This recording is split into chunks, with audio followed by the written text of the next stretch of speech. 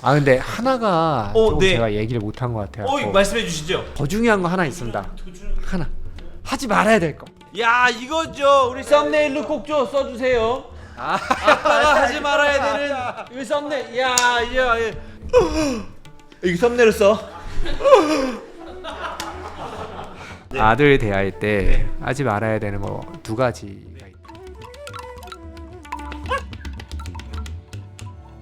안녕하세요, 강용훈련사입니다. 저번에 우리 궤도님이 이 개나무 숲에 나오셔서 정말 재밌는 얘기 많이 해주셨잖아요. 우리 궤도님이 잘 닦아준 우리 개나무 숲이 이제 두 번째 이야기를 시작해 보려고 합니다. 시작에 앞서 오늘은 특별한 지원군이 있습니다. 누구냐?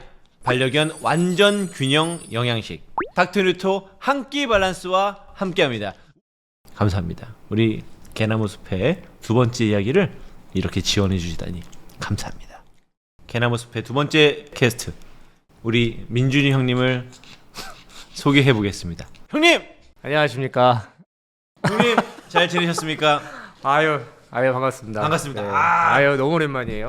사실 우리는요 이렇게 요런 데서 만나는 사람들이 아닙니다. 일산에 그냥 애들 놀만한 곳에서 가족끼리 부부끼리 만나서 애들 풀러놓고 이렇게 밥 먹고 이제 그런 걸로 얘기를 좀 했던 사이입니다. 제가 그 학부모님들 하고 있을 때요 세리 누나하고 친하다고 해도 아무런 반응이 없습니다. 이경규 형님하고 친하다고 해도 아무도 반응하지 않습니다. 그런데요 형님하고 친하다 너 알죠? 내가 민준이 형 민준이 형 알죠? 라고 하면은 정말요? 최 원장님을 알아요? 라고 할 정도로 아이 키우는 분에게는 학부모들에게는 애통령이라고 할 정도로 대단한 분이시지만 그래도 원장님 소개 좀 부탁드립니다. 네. 안녕하세요. 반갑습니다. 저는 남자아이 교육을 연구하고 있고 잘하다 교육을 또 운영하고 있고 아들TV라는 채널을 운영하고 있는 최민준이라고 합니다. 반갑습니다. 감사합니다. 네, 너무 반갑습니다. 아니 원래 우리가 이렇게 사석에서 만나던 사이에서 그쵸. 일로 이렇게 만나니까 너무 어색해요. 저는 일이라고 생각하지 않습니다. 아 그래요? 사실 저는 좀 더 좋았습니다. 겸사겸사 우리 아들 얘기도 좀 할 겸. 좋아요. 너무 바쁘셔가지고. 아 저요? 너무 바쁘시죠. 아유 뭐 만나자고 하면 맨날 스케줄 안 되시면서. 서로 안 되긴 해. 제가 하나 궁금한 게 있는데 네. 얼마 전에 네. 우리 저 아들이요 몇 달 동안 연습을 해서 멋진 그림을 하나 그려왔거든요. 그걸 제주도. 맞아요. 근데 그게 200인치는 된 것 같아요. 왜 이렇게 크게 그리는 거예요? 그 집에 가져갈 때 얼마나 힘들었는지 알아요? 아니 몇 달 동안 고생해가지고 만드는 건 좋아. 그거를 그리고 어떻게 그 집에 어디다 넣어? 그러니까 이제 아이들 가르칠 때 네. 제가 되게 중요하게 생각하는 게 이 아이한테 뭔가 남겨줘야 되잖아요. 근데 이제 우리가 남겼어요. 생각하기에 진짜 중요하게 생각하는 경험이 내가 원래 할 수 있는 게 아니고 그러니까 그걸 넘어서는 경험이 그러니까 의외로 그게 되게 기억에 남거든요. 그래서 애들이 작게 잘 그려보는 거는 누구나 가능한데 한 번도 100호는 사실 미대생도 좀 힘든 거예요. 그게. 그 그림을 그리는 과정에서 그 되게 뿌듯해 하더라고요. 선생님이 자기를 안고 이렇게 잡아가지고 그리고 이거 하면서 자기가 얼굴이 너무 피가 쏠려가지고 힘들었다. 근데 그래도 재밌었다. 이제 이런 게 있었어서 그때 기억이 좋았는지 지금도 백호에다가 귀멸의 칼날 그리고 있습니다. 우리 언제 처음 뵀죠? 처음 본 지가 15년 됐나? 저 결혼도 전에 봤잖아요. 그건 제가 모르겠어요. 제 결혼식 왔잖아요. 그때 이제 만나가지고 저는 이제 아이 관련된 일을 하신다고 하니까 나는 또 개 관련된 일이니까 조금 비슷한가 다른가 뭐 그랬던 기억이 크게 다른 게 없죠. 다른 게 없어요? 아니 다른 게 있긴 하지. 근데 특히 남자애들하고 강아지 교육이 약간 저도 가끔씩 개능시 같은 거 보면 와 저거는 진짜 야 이거는 비슷해요? 자녀 교육이다라고 생각되는 부분이 굉장히 많죠. 있어요? 제가 제일 공감되는 것 중에 하나 너무 사랑하면 무례해지는 게 강아지가 그래. 봐봐. 너 아이고, 야, 이 미안하다. 얘기하는 거야. 야, 약간 좀 여기 자리가 불편하구나. 야, 그럴 수 있어요. 불편할 수 있어. 요 자리가. 잠깐 저 그럼 엄마한테 한번 갔다 올래. 그래. 엄마한테. 여기 저 엄마한테 요렇게 괜찮아요? 잠깐 쉬었다 와. 사실 요 친구는 참 우리가 저 그 영상 만드는 요 회사가 강아지를 환영하는 회사입니다. 그런 회사들 있잖아요. 네네. 예, 그래서 네. 마침 왔길래 여기 앉아볼래?라고 네. 해서 여기다 뒀는데 예, 뜻밖의 네. 캐스팅이어가지고 예. 지금 이 장면조차도 아이들 교육과 굉장히 유사하죠. 너무 예쁜데 그렇지. 옆에 두면 일이 진행이 아, 특히 아들 엄마는 막 아들 이렇게 엄마는 얘기하다가 그렇지. 그거 아니야? 이런 맞아요. 포인트가 있고.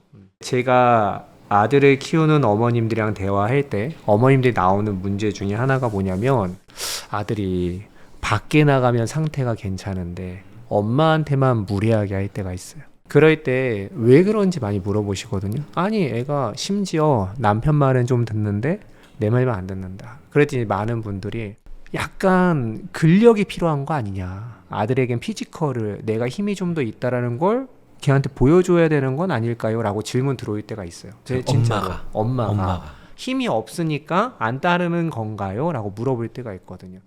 근데 이제 그때 저는 뭐라고 좀 답변 드리냐면 그게 힘의 차이도 분명히 존재할 수 있지만 그것보다 더 큰 게 뭐냐면 거리의 차이다.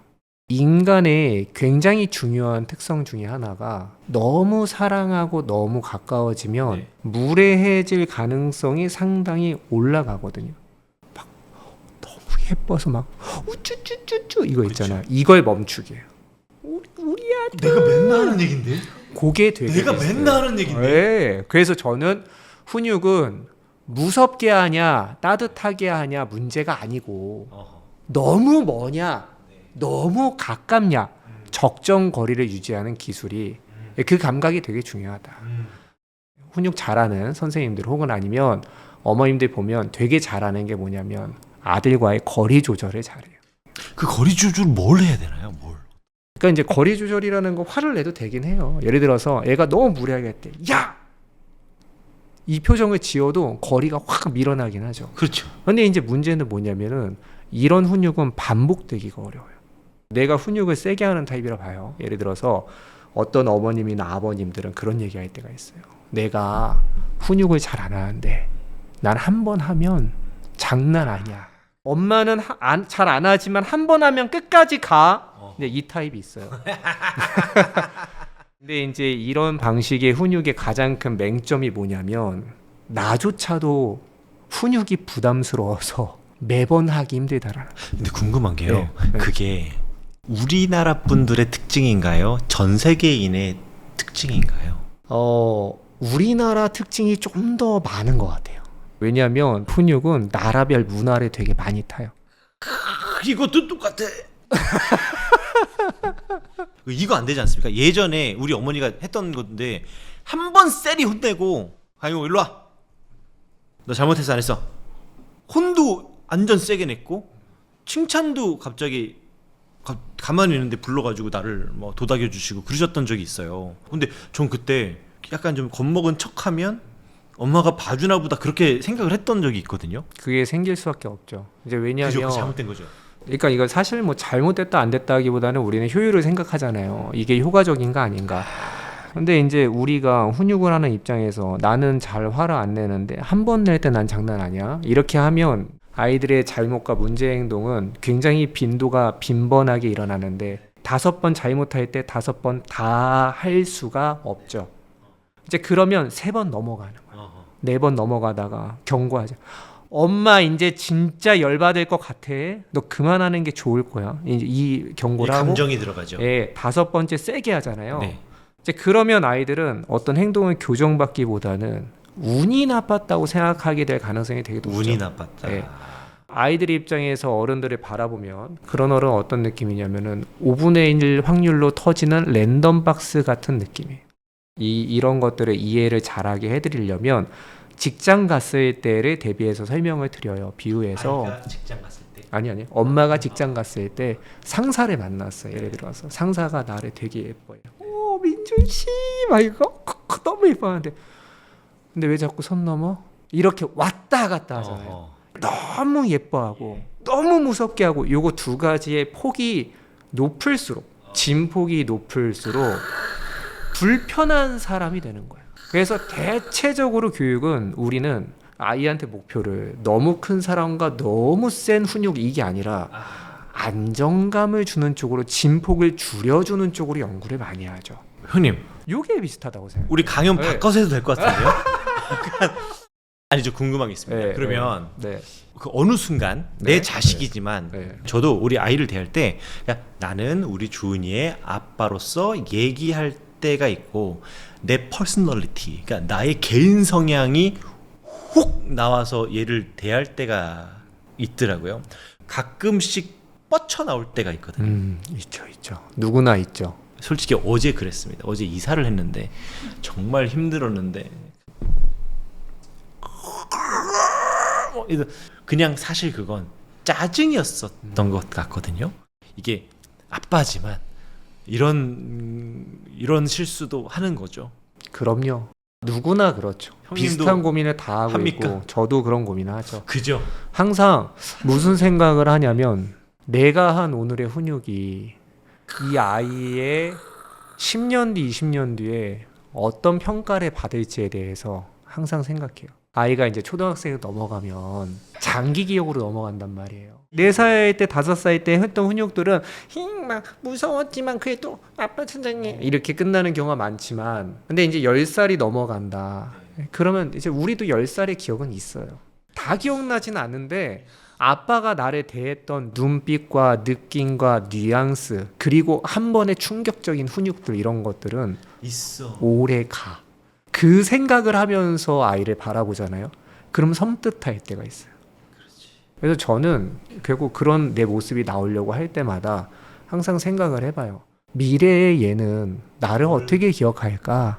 이 생각을 하는 게 좀 도움이 되는 것 같고요. 그리고 교육을 할 때는 저는 이게 교육이라는 게 아이의 성향만 보지 않고 부모랑 같이 보거든요. 어우, 이거는 하모니예요. 한 명만 떼어놓고 볼 수 있는 게 아니에요. 그러니까 엄마 아빠를 다 봐야 되는군요. 엄마 아빠를 보죠. 근데 이제 보면은 나도 보고 싶어. 나도 이 개의 엄마 아빠를 보고 싶어. 나도 이 개의 엄마 아빠를 보고 싶어. 그게 안 되네 생각해보니까. 나도 정말 아니 그것도 나한테 중요한 정보인데 정말 이 개의 엄마 아빠를 주인이 몰라. 생모랑 생부를. 네. 아 그러네. 생모랑 생부를 보고 싶어. 그리고 나는 이 가족 주인이라고 하는 사람이 그 뭐 누구랑 살고 있는지 네. 나도 보고 싶을 때가 있어. 예. 그거 되게 중요한 정보예요. 아이 교정할 때도. 근데 이제 그걸 이제 찾아 나가는 게 굉장히 불편한 행동이죠. 약간 좀 개인적인. 네, 어머니 아버님들한테는 그러니까 상담하러 오실 때도 아이에 대한 것만 받고 싶지 사실 나의 치부를 보여주고 싶지 않은 마음이 되게 많이 있으시고 이건 사실 치부라고 얘기하기 되게 적정한 단어거든요. 사실 내가 적정히 보여주고 싶지 어제 나의 밑바닥을 이 사람이 알게 하고 싶지 않다라는 마음은 항상 동시에 있어요. 화장실을 보여주는 것 같고 내 냉장고 가장 깊숙한 어딘가를 그 유통기한 한번 보는 것 같은 그 느낌. 그렇죠. 챗GPT 뭘 검색했는지를 내가 다 까발려지는 것 같은 그 느낌. 근데 내가 그걸 보여주지 않아도 이분이 몇 가지 딱 질문을 하면은 내가 챗GPT에 어떤 거를 검색했는지 싹 알 것 같은 그런 느낌이 나니까 그런 걸 왜 물어보십니까? 라고 할 수 있는 거죠. 맞아요. 그게 아주 조심스럽죠. 근데 이제 이럴 때는 좀 조언을 드리는 게 이걸 나라는 생각을 빼고 그냥 구조로 보자. 어떤 구조로 인해서 얘가 힘들고 얘 어떤 부분이 나를 건드리고 있을까? 나는 어떤 부분에 예민한 사람이었을까?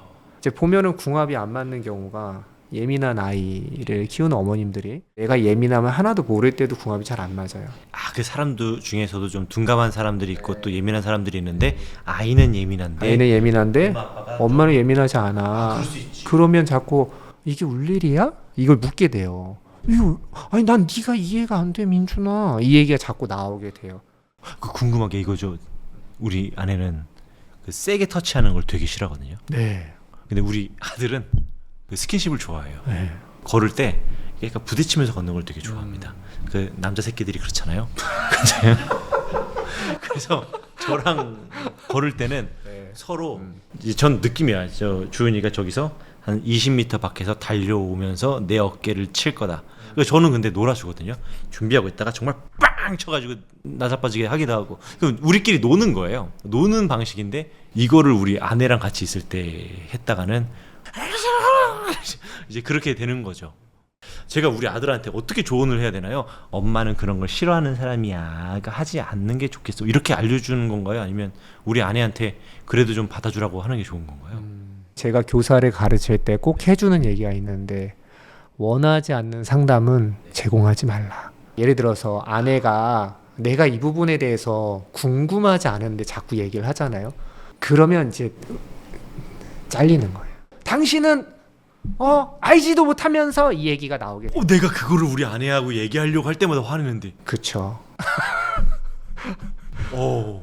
그냥 이런 경우에는 물어볼 때까지 기다려야 돼요. 그녀가 만약에 관심이 생겼다. 내가 이런 게 너무 안 생길 것 힘들다. 같은데요? 관심이 안 생긴다면 예, 그냥 그분의 퍼스널리티예요. 이게 이제 저도 데이트할 때 저도 이게 사실 우리 아들이 저를 닮은 거거든요. 네. 저는 밀면서 걸어가요. 혹시 그런 남자친구 사귀어 본 적 있으세요? 저는 팔을 잡고도 약간 이렇게 약간 좀 바디블로킹 하듯이 아내를 밀면서 걸어가요. 그래서 계속 민다는 거예요. 그래서 우리 아내가 오른쪽에 있으면 오른쪽으로 밀고요, 왼쪽에 있으면 왼쪽으로 밀고. 근데 우리 아내 똑같아. 밀면서. 그래서 우리 둘이 서로 밀면서 걸어가요. 이렇게. 이제 이런 경우에는 뭘 배워야 되냐면 주변을 관찰하는 방법을 배워야죠. 네, 내 세계에 많이 빠지는 거예요. 내 세계에 막 빠지면 계속 유대 욕구도 좀 있는데 막 얘기하다 보면 어느 순간 나도 모르게 비는 거고. 근데 이제 제가 듣다 보니까 제 생각에 그 수자님의 걱정은 사실 나한테 그러는 게 아닐 것 같아요. 내가 아니라 밖에 나가서 저러는 거 아니야, 이 생각이 연결되면 이제 그때부터는 더 날카롭게 갈 수밖에 없거든요. 그럴 수 있어요. 네. 근데 이제 이럴 때는 좀 뭘 설명드리면 좋냐면 사실 이거는 교정하기가 쉽지 않은 거예요. 우리가 보통 타고난 거는 교정하는데 안 된다라는 게 아니고 시간이 되게 오래 걸린다고 표현해요. 안 되진 않죠. 이야, 상담력이 대단한데. 야, 안 된다고 말하지 않고 오래 걸린다. 야, 그 기간을 정하지 않는 거. 야, 대단한데요. 이게 상담 스킬이 아니라 실제로 오래 걸려요. 그렇지. 네. 오래 걸리죠. 네. 얘기하다 보니까 우리 공통점이 많은 것 같은데 혹시 좀 차이가 있을까요? 우리 개 키우는 거랑 아이 키우는 거랑. 또 다른 점, 이제 또 다 같진 않잖아요. 네. 근데 또 다른 점이 몇 가지가 있어요. 이제 그 중에 하나가 뭐냐면 시간의 흐름이 좀 달라요. 다르지. 강아지 태어나서 걷는 데까지 얼마나 걸려요? 한 달이요. 3주. 인간은 1년 걸리잖아요. 사실 인간 키우는 게 뭐가 제일 힘드냐면 뭐 여러 가지 생각을 하지만 다 어디서 무너지는지 아세요? 시간에서 무릎 꿇는 거예요. 이야. 근데 인간은 만들어지는데 너무 오래 걸리고. 왜 이렇게 어설프게 태어났죠? 그러니까 어머님들 아버님들 제가 데려다 놓고 훈육이나 이런 것들 교정해봐도 어머님들 아버님들이 사실 2번 잘하세요. 2번 3번 잘하세요. 4번째 5번째 막 속에서 언제까지 이 짓 해야 돼요, 이 얘기가 올라오거든요. 다들 보면 사실 요즘에 훈육이나 이런 것들도 방법론이 되게 양질로 좋은 비디오도 많고 그래서 다들 많이 잘하시는데 의외의 허점이 인간 되게 오래 걸린다라는 거예요. 사람 되는데 시간 엄청 걸려요. 그러니까 아이가 어느 정도 우리가 기대하는 것이 다 받아들여질 수 있을 만큼 기능이 잘하는데 내가 생각했던 것보다 시간이 걸릴 수 있다. 그것도 다른 아이들의 시간은 좀 빨리 가요. 남의 아이는 뭐 오랜만에 만나면 왜 이렇게 컸어? 저 주은이 보면 이럴 거야. 맨날 그러죠. 많이 자랐네. 이 얘기 할 거예요. 근데 맞아요. 그거 옆에서 보는 사람은 지겨워 죽어요. 막 그런 얘기 들으면 벌써 몇 살인데요? 이러죠. 10살인 나이도 이거 안 돼요. 이 얘기 바로 나오거든요. 맞아요. 그래서 이제 강아지 교육이랑 인간 교육이랑 제가 되게 다르다고 생각하는 것 중에 하나가 시간의 흐름이다.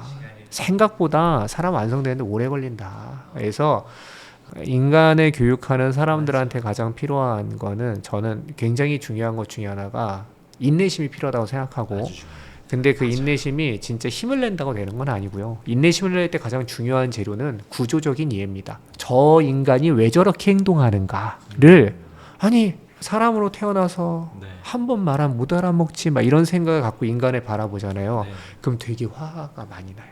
제가 이제 훈육이 아니라 저는 훈육이라는 말을 잘 안 쓰는 게 이게 훈육이라고 말을 하잖아요. 그러면은 우리나라 분들에게 훈육이라는 말에는 혼내는 것 이게 내포되어 있더라고요. 맞아요. 나는 훈육이라는 말을 혼내는 것을 내포하지 말하지 않은 거거든요. 다 깨우쳐줘야 된다는 생각이 있죠. 그리고 훈육이 필요합니다라는 말을 하는 순간 그쪽에서는 벌써 훈육하면은 벌써 혼내는 시스템, 뭐 혼내는 거, 화내는 거, 뭐 이래서 저 훈육이라는 말을 지금 제 영상을 여러분들 한번 잘 보시면 제가 훈육을 해야 된다는 말을 했겠지만 굉장히 아주 적을 겁니다. 형욱님이 생각하는 강아지와 인간의 차이 어떤 부분이 있으세요? 저는 이 차이가 없다고 생각했는데 아이를 낳으니까 너무 명확한 차이가 있거든요. 걔는 솔직히 나라는 생각을 전 잘 안 했어요. 근데 자녀는 이건 나라는 생각을 훨씬 더 많이 하게 되는 차이가 있더라고요.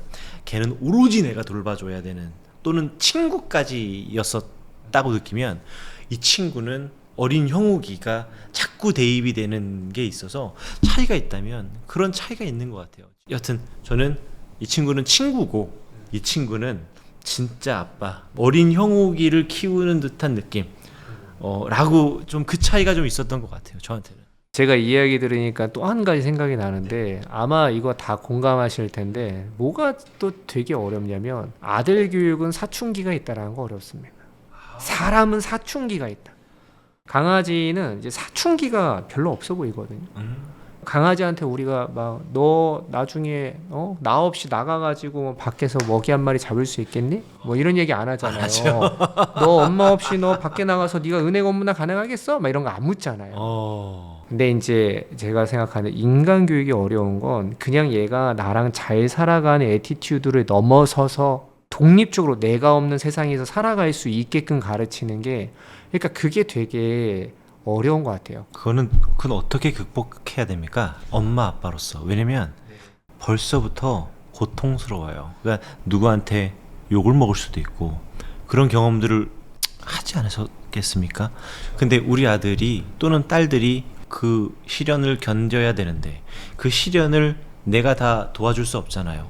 또 도와줄 수 있어도 안 도와줘야 될 때가 있지 않습니까? 그렇죠. 그래야지 어른이 되는 거니까 그거를 어떻게 지켜봐야지 잘 지켜보는 겁니까? 그러니까 이제 한 번은 제가 강의할 때 어떤 분이 오셔서 이제 제가 아이들을 통제하는 방법을 설명을 하니까 반론이 있었어요. 아이들을 존중해야지 왜 그렇게 통제하라고 가르치십니까? 저한테 그렇게 물어보시더라고요.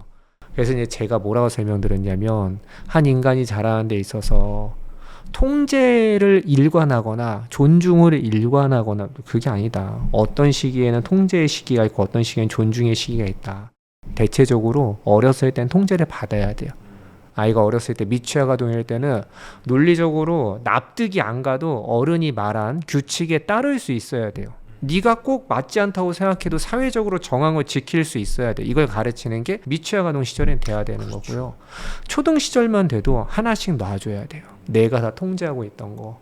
나 오늘 학교 끝나고 친구네 가서 엄마 나 축구 좀만 하고 학원 갈게. 막 이런 얘기할 때 일로 와 최민준.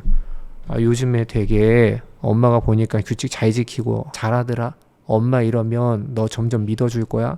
오늘은 그거 민준이가 결정하고 그리고 엄마랑 한 약속 스스로 지켜봐.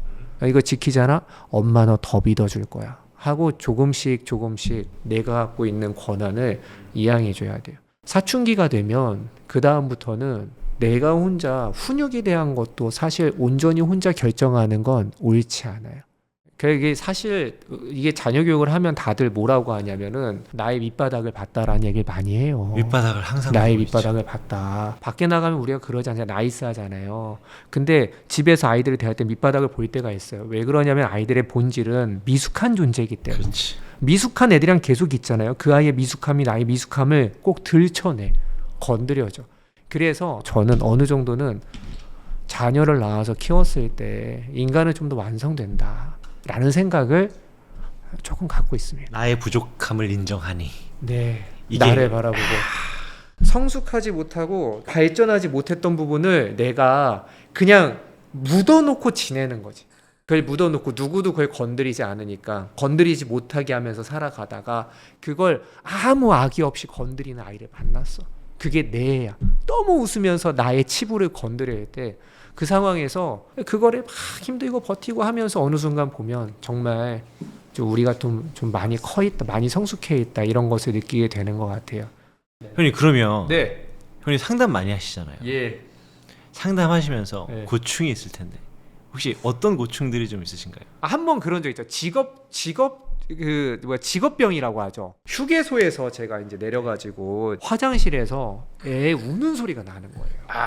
아빠가 악을 쓰고 있고 아이는 막 울고 있는 거예요. 그래갖고 이제 제가 그거를 자리를 못 들고 10분 동안 팔짱을 끼고 흐름을 지켜봤어요. 그걸 계속 듣고 있는데 이제 어머님이 오신 거예요. 너무 이상한 상황이잖아요. 아빠가 아들이 애 훈육하고 있는데 어떤 남자가 시커먼 남자가 뒤에서 화장실 소리를 듣고 있다. 이상하지. 그러면 이제 어머니가 왜 그러시는 거예요? 그리고 이제 아버님도 그때 마침 딱 나오려고 하는 그런 막 상황이었어요. 저는 이거는 근데 저도 제 행동을 설명을 못 하겠는 찰나 다행히도 어머님이 저를 알아보신 거예요. 다행히도 최 원장님 네, 이러면서 왜 그러세요 하다가 이렇구나. 그래가지고 모든 게 설명이 되고 아. 거기서 이제 아버님도 나왔다가 굉장히 오해할 뻔했죠. 당신이 뭔데 뭔데? 하려다가 그래갖고 여보 인사해. 내가 자주 보는 유튜브세요. 그러니까 그래갖고 되게 이게 좋게 끝났는데 저의 그 약간 뭐랄까 직업병 같은 거. 애 울음소리가 들리면 이렇게 고개가 가요? 네, 누가 훈육하고 있잖아요. 쫓아가게 돼요. 그러면은 그 결말을 꼭 약간 변태처럼 그 결말을 내가 쫓아가서 보고 싶어져. 숨어서라도. 그 직업병이 있고 그렇구나. 또 하나는 네. 어른들을 봤을 때 저 사람 아이였을 때를 상상해 보네요. 이 사람은 네. 어떤 저 인간이 하나 있을 때 아이였을 때. 나 그거 좀 어렸을 때 이렇게 했는데 막 이런 거. 그럴 것 같은데. 그러면은 저기 남자분들은 대충 어린 시절이 어땠을까 관상을 보실 수 있으시네요. 관상을 보는 게 아니고요. 자, 요렇게 생긴 사람은 어떤 아이였었을까요? 그 관상은 아니죠. 아니 그래도 느낌이 딱 오시지 관상이 않습니까? 아니고. 우리 강영호 소장님은 네. 일단 네. 고집 있다. 고집이 있었죠? 그리고 호불호가 있다. 저를요? 아니면 제가? 강영 소장님도 그렇고 강영 서로에게 다른 사람도 있고 그럴 수 있다. 제가 봤을 때는 확실히 장악력이 있는 분이거든요. 어떤 면으로 봤을 때는 가까운 사람은 너무 내가 완전 사랑할 수 있겠지만 근데 이제 또 내 바운더리에 들어오지 않은 사람한테는 나의 영역을 침범한다고 느끼면은 이제 그때는 공격적인 모습이 나올 수도 있다. 방어적인 모습이에요. 정확히 말하면 공격이 아니에요. 공격적인 사람이 아니고 방어적인 사람. 나 위협하지 마. 나 이 영역은 건드리지 마. 죄송합니다. 죄송합니다. 제가 이런 거 안 하는데 이거 제가 조심하시네. 이거는 왜냐면 네. 저희 사실 이거는 저희 교육생들한테도 금기시하는 일 중에 하나예요. 판단 쉽게 하지 말라. 그러니까 이거 하면서도 죄책감이 엄청 느껴져요. 이거 제가 절대 하지 말라고 하는 거거든요. 저희 업에서는 절대 하면 안 되는 게 빠른 판단. 빠른 판단에서 얻는 것보다 잃는 게 훨씬 커요. 나 얘 알아. 이거 알아. 이런 느낌이네. 이렇게 되겠네. 라고 생각하는 게 가장 위험한 순간. 야, 근데 이거는 많은 전문가들이 항상 하는 가장 큰 실수인 것 같아요. 맞아요. 그래서 이제 저는 절대 하지 말라고 하는 것부터 막 가르쳐요. 가르칠 때도 원하지 않는 상담하지 말라. 그리고 판단 빠르게 하지 마라. 이런 것들. 그래서 항상 확정적인 단어 쓰지 말고 항상 유추하고 가설 세우고 단서 모아라. 그런 저한테 관상을 봐달라. 지금. 형님 그러면 형님이 제일 많이 듣는 가장 주로 듣는 질문 뭐 고민들이 어떤 건가요? 공통적인 거 있을 거 아니에요. 저는 똥 먹는 거, 소변 실수하는 거, 분리불안, 산책할 때 사람하고 걔한테 짖는 거. 뭐 몇 가지가 있지만 대체로 요 정도예요. 저는 되게 이거는 대중이 없는데 왜 그러냐면 시대의 흐름에 따라 달라요. 그러니까 한동안은 호랑이 엄마가 되게 많았던 시절이 있죠. 우리가 자랄 때는 학원에 가서 맡길 때도 저희 아들은 때려주세요. 저희 애는 때려도 괜찮아요. 이렇게 얘기하시는 분들이 되게 많아. 선생님이 원하시는 대로. 예, 옛날에는 호랑이 그랬죠. 엄마가 많았죠. 근데 이제 그러다가 어. 이제 어느 순간부터는 자존감에 대한 질문이 되게 많았어요. 자존감. 우리 아이 자존감 지금 괜찮은 건가요? 자존감 살리려면 어떤 게 좀 필요한 거예요? 이 질문이 되게 많았던 시절이 있었고, 아, 또 달라졌어요? 지금은 사실 사회성에 대한 질문이 되게 많죠. 야, 와, 걔도 그런데. 궁금해. 그러면 네. 사회성을 어떻게 해야지 좋은 건가요? 사회성을 어떻게 해야지 좋다기보다는 이제 정확히 말하면 나를 지키면서도 사회에 어우러져 가서 살아가는 게 되게 중요하잖아요. 저는 항상 교육을 얘기할 때는 중요한 건 항상 두 가지로 보거든요. 이 교육이 다 끝났을 때 우리가 이제 얘가 나를 떠나서 독립할 때 적어도 두 가지 신념 정도는 있어야 되는데, 하나는 내가 지금 부족하더라도 내가 원하는 걸 찾았을 때 나는 노력하면 그걸 이룰 수 있다라는 믿음. 이게 효능감. 자아 효능감. 그러니까 내가 다 잘하진 않아. 근데 나는 내 좋아하는 거 만났을 때 진짜 노력하면 나는 이룰 수 있을 것 같은 느낌이 있어요. 그 느낌을 가르쳐 주는 게 굉장히 중요하고요. 그래서 제가 주은이한테 뱉고 그리게끔 한 거예요. 자, 그리고 이제 두 번째로는 뭐가 중요하냐면은 사회적 효능감도 되게 중요해요. 사회적 효능감이 뭡니까? 네, 그러니까 일종의 소속될 수 있다는 믿음. 예를 들어서 효능감을 되게 중요하게 생각하는 사람들은 효능감이 꼭 자존감이라고 생각하는 경우도 있어요. 나는 노력하면 이룰 수 있고 나 이만큼 이뤘어. 그러면 사회적으로 성공하면 다 자존감이 높은가라고 보면 꼭 그렇지 않거든요. 나는 돈은 많이 벌었고 명예도 있고 업적도 있는데 주변에 사람이 없네. 그 자연스러운 거 아닙니까? 그렇지 않죠. 예를 들어서 주변에 사람이 없다라는 건 내가 가족이 없거나 온전히 나를 이해하거나 받아줄 수 있는 사람이 없다고 느낄 때, 혹은 내가 그런 사람들을 만들려고 하는데 족족 실패한다. 그럼 자존감이 좋을 수가 없어요. 그래서 대체적으로 두 가지 축을 중심으로 봐요. 그러니까 자존감을 하나로 보지 않고 두 가지 축으로 보는 거죠. 하나는 자아 효능감, 하나는 사회적 효능감. 노력하면 나는 어디든 사랑받을 수 있고 소속될 수 있을 만한 인간이야 라는 그 신념을 심어줄 정도만 사회성을 교정해주면 돼요.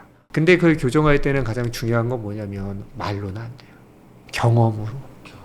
이것도 강아지 교육이랑 좀 비슷할 것 같아요. 걔는 말로 될 수 있는 게 없어요. 그렇네요. 얘는 앉혀놓고 네. 우리가 면담을 네. 할 수가 없습니다. 그러니까 아들 교육과 강아지 교육의 공통점 또 하나 찾았네요. 말로 안 된다. 아들도 말로 안 되죠. 경험으로 간다. 이거 비슷하네요. 야, 그럴 수 있네요. 네.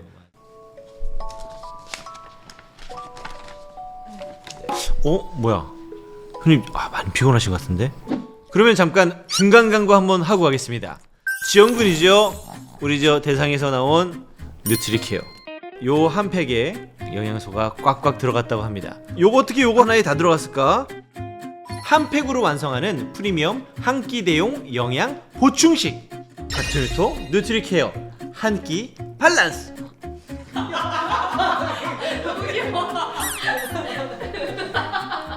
맛이 두 개나 되네요. 어떤 걸 먹지? 치킨을 먹을까? 연어를 먹을까? 어떤 걸 먹을까? 이거 치킨 알겠어. 줄게. 매일매일 똑같이 딱딱한 사료만 먹으면 질리잖아요. 뉴트리케어 한 끼 밸런스는 수의 영양학 기반 레시피로 필수 영양소가 가득 채워져 있어서 퍽퍽한 건사료 대신 쉽게 소화할 수 있는 액상형 주식이랍니다. 산책하고 한 팩, 바쁜 아침에 한 팩, 편하게 급여가 가능합니다. 반려견 전용 완전 균형 영양식 한 끼 밸런스 하나로 완성형 한 끼를 선물해 보세요. 저도 형님 강의 이렇게 가끔 보는데 연기를 그렇게 하시더라고요. 아들 연기, 엄마 연기, 아빠 연기. 저는 개 연기가 좀 됩니다. 그래서 서로 좀 역할을 바꿔서 한번 해보면 어떨까요? 제가 네. 사실 오기 전에 약간 대본에서 이걸 보긴 했는데 진짜 할까 싶었거든요. 그냥 하면 하는 거지요. 근데 어떻게 보통 시작하나요? 아이 여쭤볼 때. 이제 뭐 강연장 끝나고 날 때는 이제 특징이 너무 죄송한 얼굴로 죄송한데 혹시 하나만 오케이. 네. 원장님 너무 죄송합니다. 한 가지만 한 가지만 여쭤봐도 될까요? 네. 집에 장난감이 너무 많아요. 건담도 있고요. 거기 뭐냐, 자 뭐냐, 거기서 만들어온 이만한 제주도 그림도 백호 캔버스를 거기서 자 있어요. 자 뭐 그거 집에 이제 둘 데가 없어요. 맨날 그 박스 갖다가 이런 거 막 만들어가지고 막 있어요. 그거 제가 좀 버리려고 하는데 그거 좀 버려도 되나요? 근데 혹시나 그걸 얘가 알면 너무 섭섭해할 것 같은데 혹시 아들한테 잘 얘기할 수 있는 방법이 있을까요? 아버님, 네. 너무 이해가 갑니다. 저라도 그렇게 많이 만들어 오면 버리고 싶을 것 같아요. 네. 근데 아버님께 네. 드리고 싶은 얘기 한 가지는 네. 여기서도 우리가 가르쳐야 되는 게 있어요. 네. 오늘 집에 가서 주은이한테 네. 주은아, 네. 잣땡다에서 만들어 온 작품은 네. 아빠가 딱 5개만 보관해 줄 수 있어. 이 중에서 어떤 게 가장 보관하고 싶니? 내가 얻는 게 있으면 잃는 게 있다라는 것을 반드시 가르쳐 주시면 그럼 여기서도 가르칠 게 있습니다. 아버님. 네. 네. 다음에 또 뵙겠습니다. 알겠습니다. 네. 아유, 네. 이렇게 상담하면 되는군요. 너무 공감을 먼저 잘하시잖아요. 해줘야 되는구나. 일단 야, 난 공감을 많이 안 해줬네. 그거 좀 하셔야 난 돼요. 공감을 많이 안 해줬네. 예. 일단은 네. 뭐 몰라서 그러시는 거니까 그분한테 엄청 큰 일이잖아요. 엄청 큰 일이죠. 예. 네. 예, 저는 항상 맞아요를 시작합니다. 솔직히 이번에 맞아요. 이사할 때 몇 개 버렸어요. 아니 버려야죠. 저도 버려요. 아, 그쵸? 네, 저도 버려요. 근데 다만 네. 아이한테 꼭 얻는 게 있으면 잃는 게 있다. 그러면 항상 결국은 우리가 아이를 자립시켜야 한다고 하잖아요. 그러면 제일 중요한 게 어느 정도는 선택하는 연습을 시켜야 돼요. 계속 선택하고 책임지고 선택하고 책임지고 요 나이에 딱 그거 배울 나이. 근데요, 제가 농담처럼 백호 캔버스 얘기하지만 저희 집에 오시는 분들이 그 보잖아요. 보면은 와, 멋진 그림이다. 와, 그러면은 우리 아들이 슥 나타나요.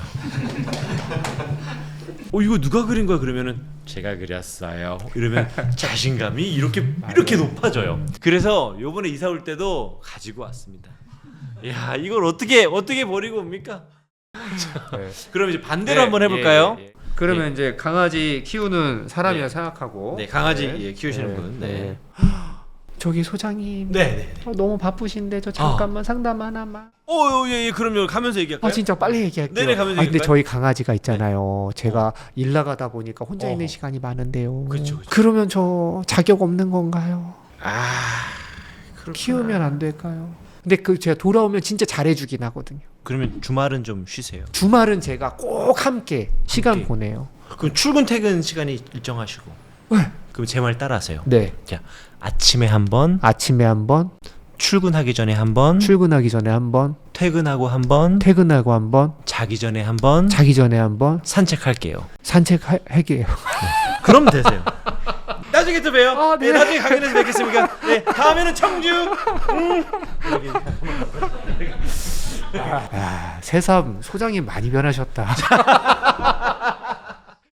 네. 마지막으로 네. 어떤 아들이셨어요? 저는 미숙함 덩어리였죠. 네. 생각보다 되게 굉장히 열악한 가정에서 자랐어요. 열악하다면은 어떻게? 아버님 안 계시고 어머니 혼자 키웠고. 한부모. 예, 한부모였고. 근데 이제 새아버지가 중간에 잠깐 있었어요. 잠깐. 그리고 이제 이렇게 선녀처럼 날아와서 선물을 주고 또 선녀처럼 날아가셨지 우리 새아버님이. 그러니까 하늘로 가신 게 아니고 지방으로 가셨어요. 여동생이란 선물을 또 줬어요. 띠동갑 여동생.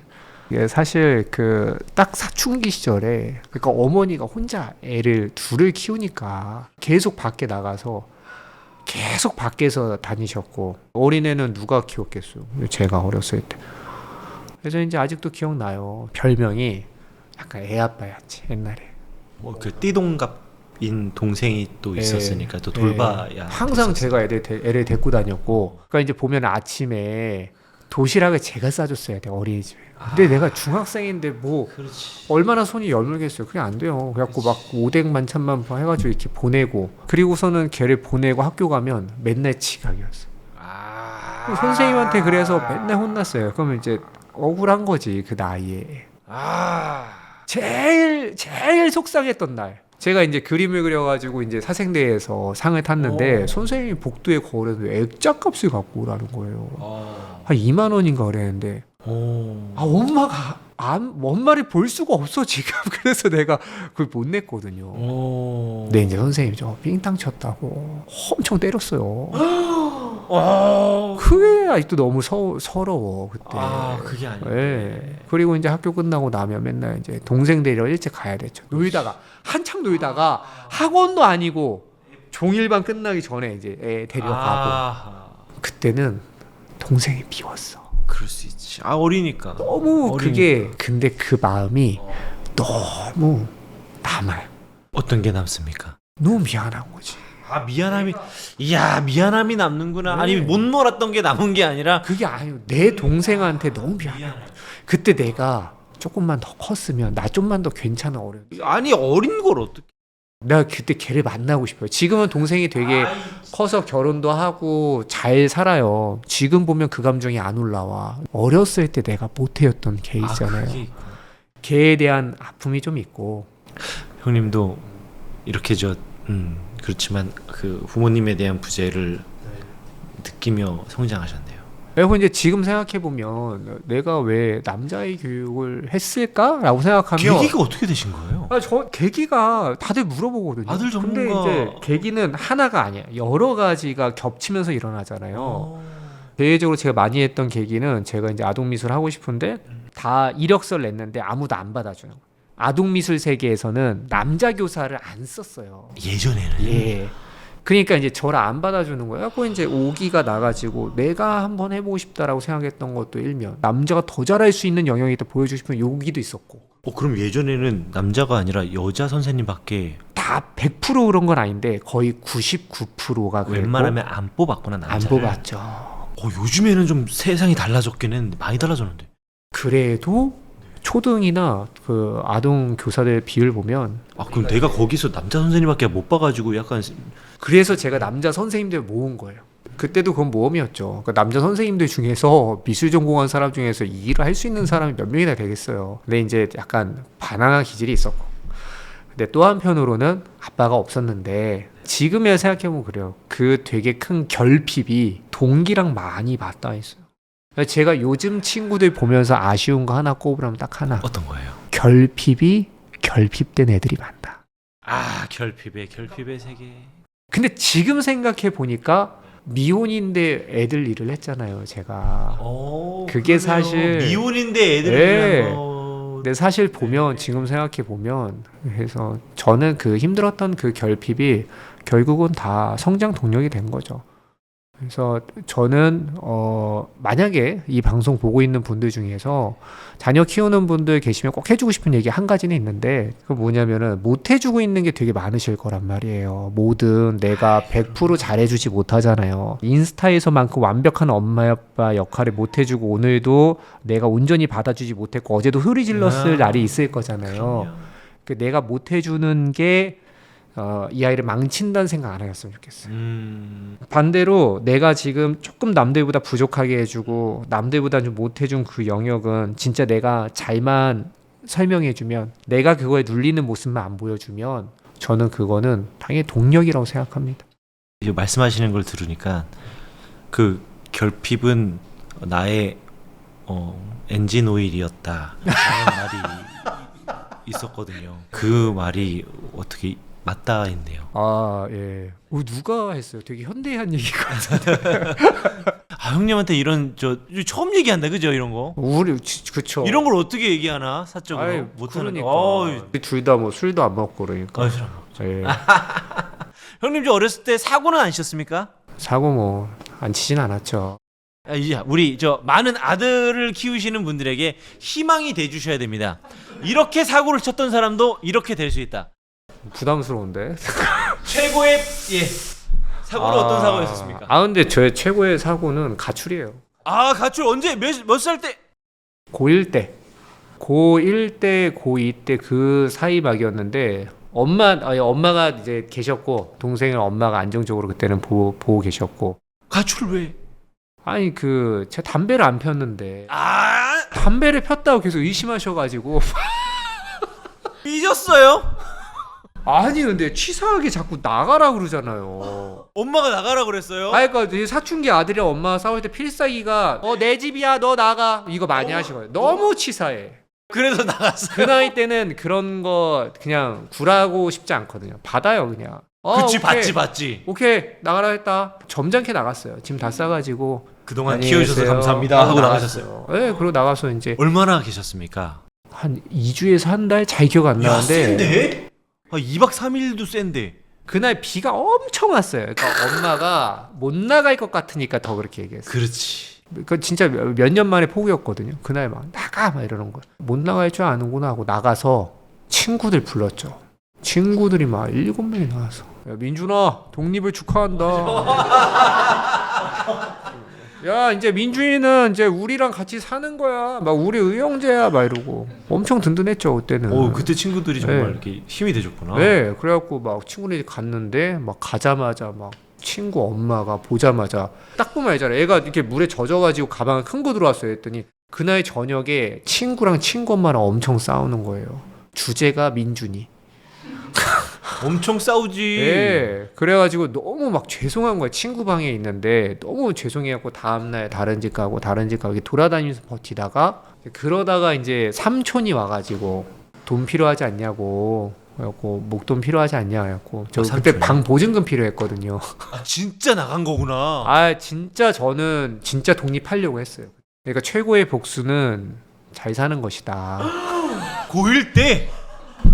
제가 교복도 입고 가서 학교도 하루도 안 빼놓고 다 갔어요 그때. 진짜 학교도 나갔어요? 건설적인 가출이었어요. 할 일 다 하면서. 진짜 그거 무섭다. 네, 진짜 체계적인 가출, 차가운 가출. 엄마도 연락 엄마도 없고? 되게 무서운 분이거든요. 그래갖고 2주 동안? 저희 둘 다 세요. 끝까지? 그래서 2주 정도 있다 삼촌이 와가지고 삼촌이 저를 데리고 삼촌 집으로 데리고 가더라고요. 그래갖고 이제 우리 집으로 가면 저 뛰쳐내리려고 그랬어요. 차에서? 예, 근데 삼촌 집이라서 저는 이제 목돈이니까 집에서 주나 보다. 그때 뭘 모르니까. 이제 2층 집이었어요. 그때 삼촌 집이. 계단을 이렇게 올라가는데 문 탁 여는데 엄마 신발이 낯익은 신발이 딱 2개 있는 거예요. 예, 그래갖고 어떡하지? 나 지금 만나면 안 되는데 하고선 딱 근데 엄마 봤는데 울고 있는 거죠, 엄마가. 전 만나면 두드려 맞을 줄 알았거든요. 불효자네. 엄마를 울리고. 불효자였죠. 진척하고 들어가야지. 근데 그때는 그게 안 됐어요. 왜냐면 너무 많이 싸우기도 했고 내가 사춘기라서 누굴 이렇게 이해할 여력도 없었고 그래갖고 엄마를 딱 보자마자 근데 엄마가 절 못 봐. 그러니까 되게 무서운 엄마고 보통 그러면 바로 두들겨 맞는데 눈을 못 봐. 그러니까 무시하는 게 아니고 아들이 어려워. 딱 그 순간 내가 이겼구나. 좋았어요? 네? 좋았어요 그때는. 진짜 철이 없었네 진짜. 진짜 철없었지. 그때는 내가 이겼다고 막 개선장군처럼 엄마가 잘못했으니까 진짜. 자기 사과도 안 하고 삼촌도 어색하니까 가 이제 집에 가 둘 다 쫓겨났어요. 집에 가는데 말을 안 걸어 엄마 계속. 집에 갔다 또 바로 가출했어요. 두 번째 가출을 또 했죠. 들어가자마자. 그럼 언제 왜냐면은 그게 안 끝났으니까. 결국 그럼 집은 어떻게 갔어요? 근데 다음 날 갔어요. 어떻게? 왜냐면 그 전에는 이제 싸우는 거라 생각했어요. 엄마랑 나랑 완전히 싸움이다 이거는. 그러니까 자존심이 걸려 있는 싸움이라고 생각을 했고. 근데 엄마 만나 보니까 내가 상상했던 거랑은 전혀 다른 거죠. 그러니까 섀도우 복싱 한 거야. 나 혼자 막 밤마다 막 엄마 생각하면 전의를 불태우고 그랬던 거예요. 엄마 울고 있는데 미안한데 말 못했던 거죠. 그치. 아들인데 어려웠던 거야. 내가 그걸 딱 이해하니까 동력이 없더라고. 내가 왜 힘들게 가출을 해. 그래서 다음날 들어가서 그러니까 엄마도 되게 놀랬어요. 내가 문을 탁 열고 들어갔는데 그 반지하였거든 저희 집이. 반지하의 부엌에서 요리를 탁 하다 뭘 탁 하다가 또 쳐다도 못 봐. 안아줬어 뒤에서. 엄마 미안 하면서 안고 대답 안 듣고 들어갔어요. 그게 이제 어머니도 대단하시다. 그때 대단하시죠. 찾아다니면서 집 들어오라고 했으면 그거 건드린 거거든요. 그래서 더 그럴 텐데 어머니가 그치. 고민 많이 하셨겠죠. 그러니까 지금에 와서 돌아보면 그때 얼마나 힘들었을까. 이러지도 못하고 저러지도 못하고 2주가 지옥 같은 주였을 것 같아요. 에휴, 별 얘기다. 저도 가출했어요. 아유 우리 왜 이렇게 공통점이 많아. 근데 나 가출했는데 네. 엄마 나 가출했어. 그래 가출한 김에 저기 전주에 할아버지네도 한번 들리고 저기 이모네도 들리고 한번 쭉 한 바퀴 돌고 와. 외출이네. 정말 그때 그래서 알겠어. 그래서 그때 그죠 진도에 가가지고 난 진돗개 좀 보고 와야 되겠다. 그래가지고 진도에 버스 타고 진도에 가가지고 진돗개 버스 터미널 거기 그때는 한 방이 없었어요. 대전에 들렸다 갔었어야 돼요. 그래서 버스 터미널에서 어떤 할머니한테 할머니 진돗개를 좀 보려고 왔습니다. 가출했어? 이거 또 전화해. 어머 집 어머니 전화했더니 걔 가출했대요. 그랬던 기억이 납니다. 궁금한 게 있습니다. 네. 항상 우리 아내하고 얘기를 하는 게 우리는 어떤 부모가 될까? 그래서 어렸을 때 어떻게 유대관계를 쌓는 게 우리 아들의 성장에 도움이 되고 어떤 유대관계를 쌓아야지 좋은 아빠가 될 수 있는 걸까요? 그러니까 이제 이 영상 보시는 아버님들한테 만약 아들을 키우고 있다, 그냥 꼭 해드리고 싶은 얘기가 한 가지 있다라면 다른 건 이제 어머님이 다 해줄 수 있는데 취향은 내가 해야 된다. 취향. 어린 시절에 아빠와 함께했던 추억에서 취향이 굉장히 많이 온다라는 거죠. 내가 아빠랑 낚시 많이 다녔어. 그게 끝까지 가는 경우가 많고, 나 어렸을 때 아빠랑 야구팀 누구 응원했어. 그거 못 벗어나고 끝까지 가는 경우가 많고. 그 한 10살 넘어서 해도 되는 건가요? 당연히 해도 되죠. 지금도 그렇죠. 늦지 않나? 당연히 늦지 않았죠. 그러면 15살? 15살은 좀 늦나요? 아니요, 그런 거 없습니다. 예, 아이들마다 그 편차가 조금씩 있긴 한데 중요한 건 가장 중요한 시기에 아빠랑 같이 깊이 한 가지를 좋아하는 게 남자애들은 굉장히 중요한 소통 방식 중에 하나예요. 제가 이제 어머님들한테 그 설명을 많이 드리는데 무슨 설명을 드리냐면 어머님들이 아들이랑 대화하는 방법 되게 궁금해 하실 때가 있어요. 어머님 제일 어려워하는 게 그거예요. 아들한테 학교 끝나고 오면 민준 아들 오늘 학교에서 뭐 했어? 그러면 몰라. 네, 몰라. 이 얘기를 되게 많이 한단 말이에요. 엄마는 너무 궁금해 얘 인생이. 오, 근데 맞아요. 얘는 미주알 고주알 얘기하지 않아요. 이야 미주알 고주알 얘기해줬으면 예. 좋겠는데. 그래서 이제 이럴 때는 어머님들께 뭐라고 조언 드리냐면 아들은 이렇게 마주보고 대화하는 것보단 나란히 대화하는 게 훨씬 자연스럽다. 뭘 같이 해라. 자꾸 애 눈 보고 오늘 어땠어? 민준아 오늘 그 짝꿍이랑 어땠어? 괜찮았어? 그러니까. 자꾸 그렇게 물어보잖아요. 근데 아들은 이게 남자의 세계에서는 눈을 보고서는 뭔가 얘기하는 이건 게 싸우자는 거죠. 약간 다그치는 느낌이 있어요. 그죠? 이건 싸우자는 거죠. 네, 그게 있잖아요. 그럼요. 그러니까 이제 남자들을 대할 때는 어머님들께 남자들이 친해지는 방식이 여성이랑 좀 달라요. 여자애들은 눈을 마주치고도 얘기해요. 여자애들은 너 뭐 좋아해? 나랑 저거 할래? 너 뭐 좋아해? 너 머리 되게 예쁘다. 막 이런 게 돼요. 왜 우리 아들한테 한 번도 그런 얘기 해본 적 없는데? 네, 너 뭐 서로- 좋아해? 이런 거? 서로 눈을 보고 나랑 친구 할래? 약간 이런 느낌이라면 이제 아들들은 그러니까 친구 만났을 때도 그러니까 막 서로를 바라보고 너 어디 그것보다는 그냥 야 너 나 포켓몬 카드 있는데 너 이거 아냐? 나 전설의 포켓몬이다. 야 너 어쩌고저쩌고 너 그거 해봤어? 야 로블록스 뭐 해봤어? 막 핏대 세우면서 네. 그러니까 이제 어른들을 봐도 친해질 때 보통 뭐가 필요하냐면 관심사 안에서 친해지는 경우가 많아요. 그래서 내가 아빠다. 그러면 아들의 취향이란 DNA가 나중에 막 커서 있잖아요. 우리가 지금 취향 가지려면 되게 어렵잖아요. 생각이 많아 지금은. 근데 이제 그 정말 아주 어린 시절부터 아빠랑 함께했던 다양한 놀이나 추억들은 되게 깊이 남거든요. 그래서 우리가 아빠라면 아빠분들이 보고 계시다면 내가 아들이 있다? 그러면 한번 생각해 보시면 좋을 것 같아요. 아니 그럼 취미 생활을 같이 하라는 뜻인가요? 네. 억지로 시켜도 됩니까? 달리기 같은 거. 안 됩니다. 또 장악하시려고. 안 돼요, 안 돼요. 그게 아니고 아주 사소한 거라도 좋으니까. 내가 주도해서 하는 거 말고. 네. 캠핑도 아빠가 100% 주도한 캠핑 가는 건 재미없는 거 아시죠? 그럴 것 같아. 같이 해야 돼요. 가서 야 우리 이번에 엄마 깜짝 놀래켜주려고 어디 갈까? 아빠 이거 5개 생각했는데 이 중에서 너 뭐가 괜찮은 것 같아?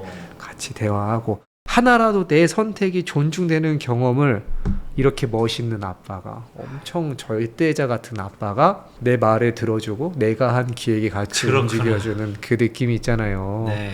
그게 아들한테는 되게 오래 기억이 남는 거거든요. 그 오늘 저녁에 네. 아들이 그 바나나로 네. 그 사슴벌레를 잡아야 된다고 네. 그 바나나로 바나를 으깬 다음에 나무에다가 이렇게 묻히는 거거든요. 그거 하루 가자고 하더라고요. 오늘 몇 시에 오냐고. 저 너무 좋은 것 같아요. 아들이 나한테 그렇게 얘기해 준다라는 게 전 진짜 고맙거든요. 그런 거구나. 너무 고마워요. 왜냐면 지금 주은이 10살이잖아요. 네. 3년 뒤에도 아빠한테 그 얘기 할까? 4년 뒤에도 할까? 이제 이 질문을 이제 우리 시기에는 계속 품어야 되는 시기인 거죠. 몇 살까지 손잡아 줍니까? 걸어갈 때 손잡고 몇 살까지 가? 오늘 아침에도 네. 아침 먹으러 네. 잠깐 나갔다 왔거든요. 근데 손잡고 다녀왔어요. 사이 좋으면 고3 때도 잡아주긴 하는데. 아빠 손을요? 예, 고3 때도 잡아줄 수 있죠. 그런 아들이 있어요. 예, 기질적으로 그런 친구들이 있는데 보통 밖에서 안 잡고 집에서? 집에서. 밖에서 만나면 애들이 놀리니까. 그러니까 이제 눈에 보이는 게 신경 쓰이니까, 그러니까 딱 초등학교 2학년 돼도 엄마 손 잡고 엄마 좋아 이러다가 태권도장 가다가 또 친구 만나면 이런 게 오거든요. 한 12살 때 난 이제 아버지라고 불러야지 라고 생각하고 아빠라고 안 하고 아버지라고 불렀어요. 그리고 우리 아들도 그럴까 봐 걱정이에요. 그럴 수 있겠죠. 그러니까요. 예. 근데 그게 진짜 잘 자라고 있다는 증거. 그게 잘 자라고 있는 거고. 잘 자라고 있는 거죠. 그러니까 우리가 보면 아이들의 사춘기를 보일 때는 약간 막 호르몬 이런 것보다 저는 자립 프로토콜이라고 생각하거든요. 프로토콜. 그러니까 그냥 가만히 있어도 얘가 의식하지 않아도 그냥 벌써 반응하는 거야. 얘 몸이 왠지 모르겠는데 엄마 아빠한테 너무 예쁘게 대하고 싶지 않은데 아빠가 알려주는 거 듣고 싶지 않은데 내가 알고 있는 걸로 그렇지. 아빠 한번 가르쳐 보고 싶은데 그렇지. 이게 되게 많이 올라와요. 그게 뭐냐면 증명하려고 하는 거거든요. 자신을. 네, 나 이제 아빠 없이도 살 수 있어. 아빠 없이도 나 살 수 있어. 라고 얘기할 때 그거 맞다. 그거 얘기할 때 그거 주장할 때 너는 아빠 없이 못 살아. 이러면 안 된다라는 거지. 되겠지. 그때 빨리 한 템포 물러나는 게 되게 중요해. 아빠도 알지. 우리 아들 되게 잘 자란 거 알지. 아빠가 한 걸음 떨어져서 지켜봐 줄게. 너 되게 잘하잖아. 하고서는 한 걸음 멀어주는 거 되게 중요해. 이건 어떨까? 오늘 아들 혼자 할 수 있지. 바나나 들고 혼자 가볼래? 이건 어떨까요? 그건 그건 안 되나? 야 아빠 좀 피곤한데 혼자 네. 할 수 있지. 네. 믿어. 혼자 나갔다 와. 일단은 어머니 차원에서 제가가 안 날 것 같고요. 알겠습니다. 아니 오늘 아들 전문가 최민준 원장님을 좀 모셨는데요. 혹시 이제 오늘 출연해 주셨는데 소감 좀 말씀해 주시죠. 어떠셨습니까? 너무 좋았고요. 근데 하나가 조금 네. 제가 얘기를 못한 것 같아요. 말씀해 주시죠. 아빠랑 아들이랑 어떻게 지내야 되는지 얘기했잖아요. 네. 근데 이것보다 사실 더 중요한 거 하나 있습니다. 하나 하지 말아야 될 거. 아빠가 아니면 엄마가. 아빠가 야 이거죠. 우리 썸네일로 꼭 써주세요. 아빠가 하지 말아야 되는 이 썸네일. 야 역시 이 썸네일을 써. 아니. 예. 아니, 그 정도로 중요한 거 아닌데 네. 저는 요거 되게 기준으로 좀 봐주시면 좋겠다 생각하는데 아들 대할 때 하지 말아야 되는 거 두 가지가 있다면 안전함과 소속감을 깨지 않았으면 좋겠다. 훈육을 해도 되는데 아이가 느끼기에 아빠는 종종 나의 안전을 위협해 라는 신뢰를 깨면 안 된다. 야 그건 깨면 안 되지. 그리고 가끔 아빠는 우리 식구가 아닌 것 같아 라는 느낌을 주지 않아야 된다. 그런 놈들이 있습니까? 아니 왜 우리 가족이 아닌 것 같아라는 생각을 하게 만드는 거지 아들한테? 그러니까 정확히 말하면 아빠랑 나랑은 한 팀이 아닌 것 같아. 네. 근데 이제 많이들 헷갈리시는 게 아버님들이 버릇도 잡아줘야 되고 예의도 잡아줘야 되고 근데 어렸을 때 따끔하게 혼났을 때 나는 정신 차렸고 그러니까 얘도 그럴 것 같고 사랑하는 마음에 선을 넘어서 따끔하게 얘기할 때가 있어요. 근데 그런 걸 저는 통제욕구라고 불러요. 뜻대로 안 될 때 그냥 목표를 잃고선 표류하듯이 가르칠 때가 있거든요. 그라데이션 분노라고 하죠. 분노가 그라데이션 얘기를 하면 분노. 할수록 점점점 짙어지는 분들이 있어요. 근데 이제 내가 훈육을 할 때 대체적으로 주의해야 될 거 한 가지는 항상 내가 무서워지면 어쩌나 이런 생각에 걱정이 말고 내가 얘한테 줘야 되는 감각 중에 하나는 너는 아빠 안에서 언제나 안전하다. 이거를 유지한다는 생각이 조금 더 기준이 맞다. 이렇게 생각하시면 대체적으로 조금 더 짧은 얘기지만 중심이 잡히시는 것 같더라고요. 그래서 요 얘기를 꼭 넣어드리고 싶었습니다. 감사합니다. 너무 좋은 얘기 너무너무 감사합니다. 네, 다음에도 한번 또 나와주시죠. 다음에는 감사합니다. 카메라 없이 봬요. 카메라 없이 왜 하나? 오늘 영상은 반려견 완전 균형 영양식 닥터 뉴토 한 끼 밸런스와 함께 했습니다. 구독자들을 위한 이벤트도 있으니까요. 더보기란 꼭 확인해 주세요. 아셨죠? 밑에 이렇게 있지 않습니까? 더보기 이렇게 누르면 됩니다.